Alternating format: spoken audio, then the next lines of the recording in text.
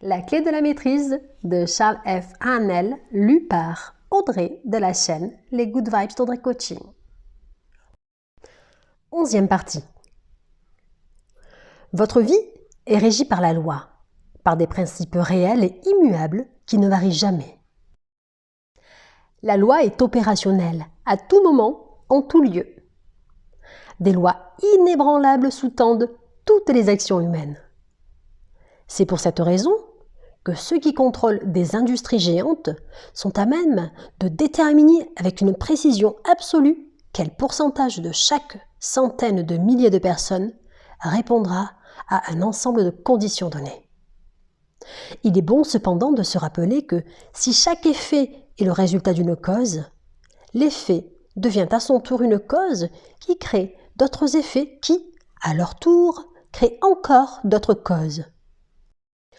De sorte que, lorsque vous appliquez la loi de l'attraction, vous devez vous rappeler que vous déclenchez une relation de causalité vers un mieux ou vers toute autre chose qui est susceptible d'offrir des possibilités sans fin. Nous entendons fréquemment dire « Une situation très affligeante est apparue dans ma vie. Et elle ne peut être le résultat de mes pensées, car je n'ai jamais entretenu des pensées susceptibles d'amener un tel résultat. » Nous oublions de nous rappeler que qui se ressemble s'assemble dans le monde mental, et que les pensées que nous entretenons produisent certaines amitiés, et que celles-ci provoquent des conditions et un environnement qui sont, à leur tour, responsables des conditions dont nous nous plaignons. Le raisonnement inductif est un processus de l'esprit objectif qui nous permet de comparer un certain nombre d'exemples distincts jusqu'à ce que nous en identifions le facteur commun qui les provoque tous. L'induction procède par comparaison des faits. C'est cette méthode d'étude de la nature qui nous a permis de découvrir la loi qui a marqué une ère de progrès humain. C'est la ligne de démarcation entre la superstition et l'intelligence. Elle a éliminé les éléments incertains et capricieux des vies humaines et y a substitué la loi, la raison et la certitude. C'est le gardien de la porte, mentionné dans une leçon antérieure. Alors qu'en vertu de ce principe, le monde auquel nos sens s'étaient accoutumés subit une révolution, que le soleil fut arrêté dans sa course, que la terre apparemment plate fut façonnée en une boule tournoyant autour de lui, que la matière inerte fut réduite en éléments actifs et que l'univers se présenta empli de force, de mouvement et de vie partout où nous dirigeâmes télescope et microscope. Nous sommes contraints de nous demander comment les formes délicates de son organisation interne sont conservées en bon état de marche et réparées.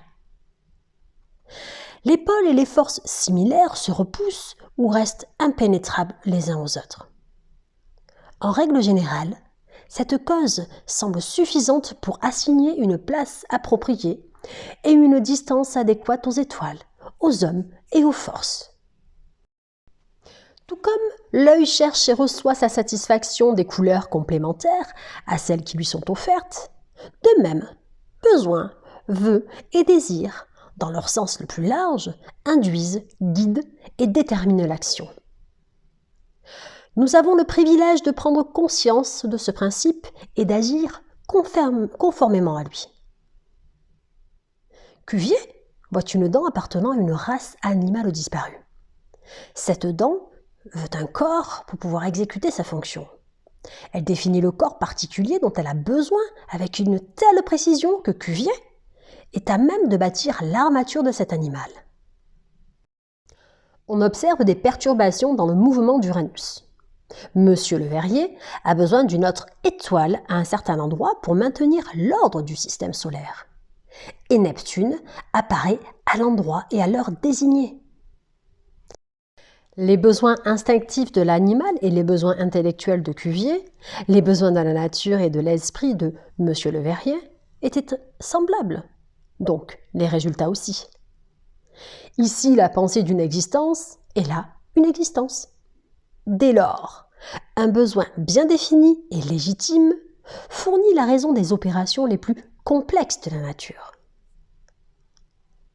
Après avoir enregistré correctement les réponses fournies par la nature et étendu nos sens en développant la science sur sa surface, après avoir appréhendé les leviers qui déplacent la Terre, nous prenons conscience du contact si étroit, si varié et si profond que nous avons avec le monde extérieur, que nos besoins et nos buts s'identifient tout autant au fonctionnement harmonieux de cette vaste organisation que la vie. La liberté et le bonheur d'un citoyen s'identifient à l'existence de son gouvernement. Tout comme les intérêts de l'individu sont protégés par l'ensemble des bras de son pays, ajoutés aux siens, et que ses besoins sont susceptibles de dépendre de certaines ressources, dans la mesure où ils sont ressentis plus universellement et plus fermement, de même, notre citoyenneté consciente dans la République de la nature nous protège des ennuis causés par les agents subalternes grâce à son alliance avec les puissances supérieures. En faisant appel aux lois fondamentales de la résistance ou de l'encouragement offert aux agents mécaniques ou chimiques, elle répartit le travail à exécuter entre eux et l'homme, au plus grand avantage de son inventeur. Si Platon avait pu observer les images exécutées par le soleil grâce au travail d'un photographe ou la centaine d'illustrations similaires de ce que l'homme produit par induction, il se serait peut-être souvenu du travail d'accouchement intellectuel de son maître, et son propre esprit aurait pu voir surgir à la vision d'une terre où tout travail manuel ou toute répétition mécanique sont affectés au pouvoir de la nature, où nos besoins sont satisfaits par des opérations purement mentales mises en mouvement par notre volonté, et où les ressources sont créées par la demande. Aussi lointaine que cette terre puisse sembler, l'induction a enseigné aux hommes à progresser à grands pas vers elle et l'a entourée d'avantages qui sont autant de récompenses pour notre fidélité passée et autant d'incitations à une dévotion plus assidue. Il contribue également à la concentration et au renforcement de nos facultés pour la partie restante, en proposant une solution infaillible aux problèmes individuels et universels, par les seules opérations de l'esprit sur leur forme la plus pure. Cette conception est également élaborée par Swedenborg dans sa doctrine des correspondances. Et un plus grand professeur encore a dit « Tout ce que vous demanderez en priant, croyez que vous l'avez reçu, et vous le verrez s'accomplir. » La différence de temps dans ce passage est remarquable. Nous devons d'abord croire que notre désir est déjà accompli pour que son accomplissement suive. C'est une indication concise de l'utilisation du pouvoir créateur de la pensée, en imprimant comme un fait déjà existant sur l'esprit subjectif universel la chose spécifique que nous désirons. De ce fait, nous pensons sur un plan absolu et éliminons toute considération des conditions ou des limitations. Nous plantons une graine qui, si on la laisse tranquille, germera finalement en une fructuation externe. À titre de révision, nous pouvons dire que le raisonnement inductif est un processus de l'esprit objectif qui nous permet de comparer plusieurs exemples distincts jusqu'à découvrir le facteur commun qui les provoque tous. Nous observons que certaines personnes des pays civilisés du globe obtiennent des résultats en utilisant un processus qu'elles ne semblent pas comprendre elles-mêmes et qu'elles entourent habituellement d'un tant soit peu de mystère. Nous sommes dotés de raison afin d'établir la loi qui permet l'accomplissement de ces résultats. L'opération de ce processus de pensée se remarque dans les personnalités dites chanceuses, qui possèdent tout ce que d'autres doivent acquérir en travaillant dur, qui n'ont jamais à lutter avec leur conscience, parce qu'elles agissent toujours correctement, qui ne peuvent jamais se conduire autrement qu'avec tact, qui apprennent tout facilement, qui ont le chic pour terminer avec bonheur tout ce qu'elles commencent, qui vivent en harmonie éternelle avec elles-mêmes, sans trop réfléchir à celles qu'elles font ou sans difficulté ni peine. Le fruit de cette pensée est, pour ainsi dire, un don des dieux, mais un don que peu réalisent, apprécient ou comprennent jusqu'ici. La reconnaissance du pouvoir merveilleux de l'esprit dans des conditions appropriées et le fait que ce pouvoir peut être utilisé, dirigé est disponible pour la solution de tous les problèmes humains et d'une importance transcendantale. Toute vérité est identique, qu'elle soit déclarée en termes scientifiques modernes ou dans d'autres langues. Certaines âmes timides ne se rendent pas compte que la perfection même de la vérité requiert divers énoncés, qu'aucune formule humaine unique n'en montrera jamais toutes les facettes. Le changement, l'emphase, le nouveau langage, les nouvelles interprétations et les perspectives peu familières n'indiquent pas, comme certains le supposent, un écart de la vérité. Au contraire, ils démontrent que la vérité est appréhendée dans de nouvelles relations avec les besoins humains et qu'elle devient plus généralement comprise. Il convient de dire la vérité à chaque génération et à chaque personne en termes nouveaux et distincts, de sorte que lorsque le grand professeur dit « Croyez que vous recevrez et vous recevrez », ou lorsque Paul dit « La foi est la substance des choses espérées et l'argument des choses invisibles », ou lorsque la science moderne déclare « La loi de l'attraction est la loi par laquelle la pensée entre en corrélation avec son objet ». Chaque énoncé, une fois soumis à analyse, s'avère contenir exactement la même vérité. La seule différence réside dans la forme de sa présentation. Nous sommes au seuil d'une nouvelle ère. Le temps est venu où l'homme connaît les secrets de la maîtrise et la voie est prête pour un nouvel ordre social, plus merveilleux que tout ce qui n'a jamais été imaginé jusqu'ici. Le conflit entre la science moderne et la théologie, l'étude des religions comparatives, le pouvoir énorme de nouveaux mouvements sociaux, tous ces éléments ne font que dégager la voie pour l'avènement du nouvel ordre. Il est probable qu'ils aient détruit des formes traditionnelles qui sont devenues faibles et désuètes, mais rien de précieux n'a été perdu. Une nouvelle foi est née, une foi qui exige une nouvelle forme d'expression. Cette foi prend forme dans la profonde conscience du pouvoir manifesté, dans l'activité spirituelle que l'on retrouve partout en ce moment. L'esprit qui dort dans le minerai, qui respire dans le légume, qui est en mouvement dans l'animal et qui atteint son plus haut développement dans l'homme est l'esprit universel. Il nous incombe d'enjamber le fossé qui sépare l'être et le faire, la théorie et la pratique, en démontrant notre compréhension de l'empire qui nous a été donné.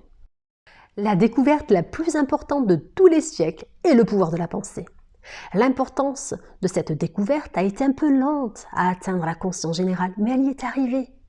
Dans tous les domaines de la recherche déjà, l'importance de cette plus grande découverte de tous les temps est démontrée. Vous demandez en quoi consiste le pouvoir créateur de la pensée ? Il consiste à créer des idées qui, à leur tour, prennent forme dans le monde objectif en s'appropriant, en inventant, en observant, en discernant, en découvrant, en analysant, en régnant, en régissant, en combinant et en appliquant la matière et la force.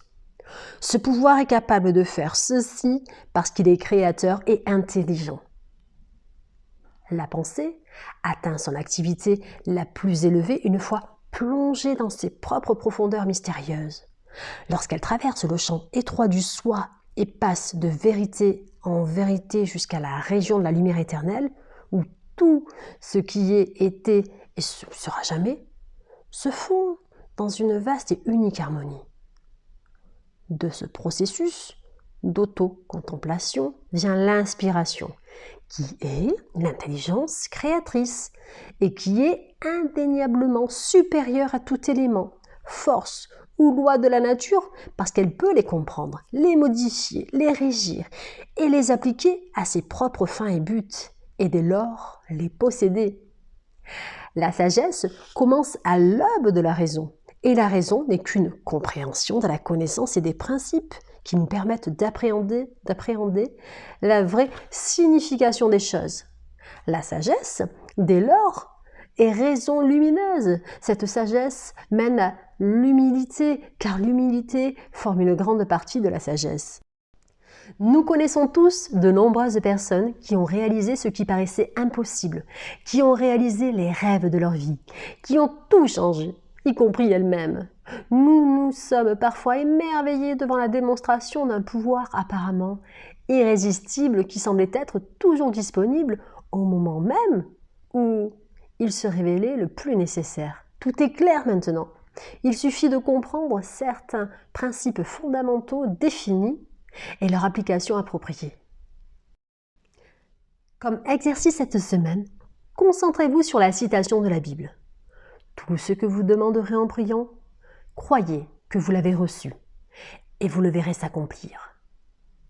Remarquez qu'il n'existe aucune limitation. Tout est très défini et implique que la seule limitation placée sur nous réside dans notre capacité à penser, à nous montrer à la hauteur de l'occasion, à nous lever devant l'urgence, à nous rappeler que la foi n'est pas une ombre, mais une substance, la substance des choses espérées et l'argument des choses invisibles.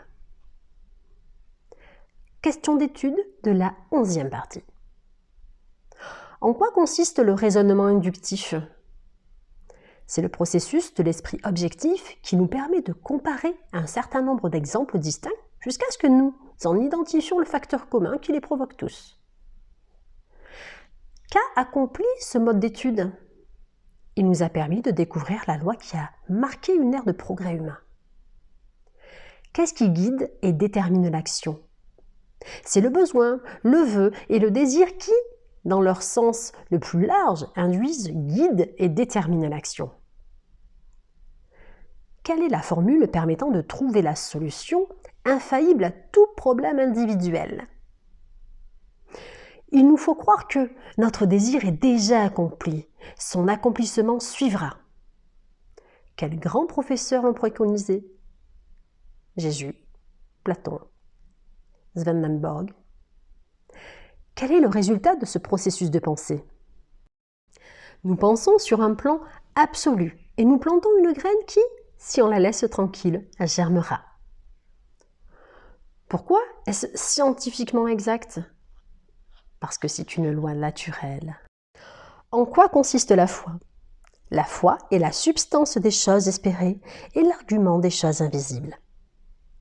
En quoi consiste la loi d'attraction ? C'est la loi qui permet de manifester la foi. Quelle importance attachez-vous à la compréhension de cette loi ? Elle a éliminé les éléments incertains et capricieux des vies humaines et y a substitué la loi, la raison et la certitude. Fin de la 11e partie. Merci.